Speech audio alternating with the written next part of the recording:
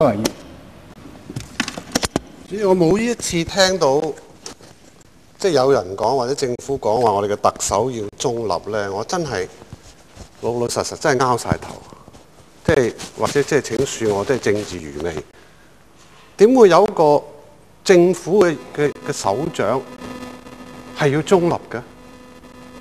佢又唔係法官，更加唔係和事佬。揾個中立嘅特首，即係咩意思啊？即係左邊要6000蚊，右邊話要全民退休保障，你係中間落墨啊？係咪咁嘅意思啊？主席，呢係完全係不可理解，我必須要講。不如你講清楚啲，唔係要中間，唔係要中立，係唔好要一個特首係仇北京。有碗就話碗，有碟話碟，做乜要將佢即係畫擺個面具上去話要中立啫？但我可以講俾你聽，呢個想法呢，係我唔知道係邊度爆出嚟嘅，不切實際嘅。邊度有香港人係仇北京嘅？邊一個啊？好多人係唔同意，唔同意係嗰個制度，唔係因為我根本由頭到尾我都唔中意佢，你點樣改我都唔中意佢噶啦。唔係咁噶嘛。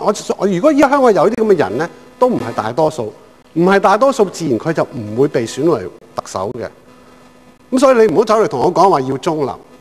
我哋選個特首，我頭先講過，唔係要揾一個和事佬，亦都唔係要揾一個即係仲裁者。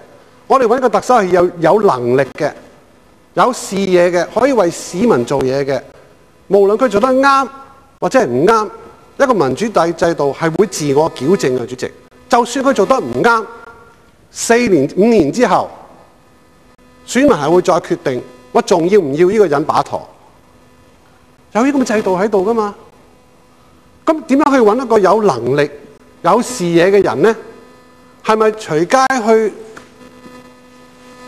100號 X 巴士站揾一個就可以揾到？唔係嘅，主席。呢個人如果要負起咁嘅重任呢，必須要經過一個過程，一個洗禮。我唔係話一個即係獨立嘅人士，佢唔可以經過一般嘅即係民主選舉程序，可以被鍛鍊為一個有能力嘅領導者。我唔係咁嘅意思。但係從過往嘅經驗、從歷史嘅經驗、從國際嘅經驗，大家都了解到呢一個咁嘅人呢，最大可能就係經過一個政黨嘅培育，喺政黨嘅政策研究嘅支援之下，佢會係一個更加比較上全面一啲嘅，比較上可以緊貼民情嘅一個人，然後再去當到特首啊嘛。主席，即係要揾一個中立嘅特首，中立嘅人去當特首。每次聽到呢個説話咧，我都無名火起3000丈。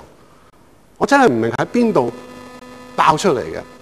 最緊要嘅就係表面上嚟講，呢個咁嘅要求咧，基本係冇寫嘅喎。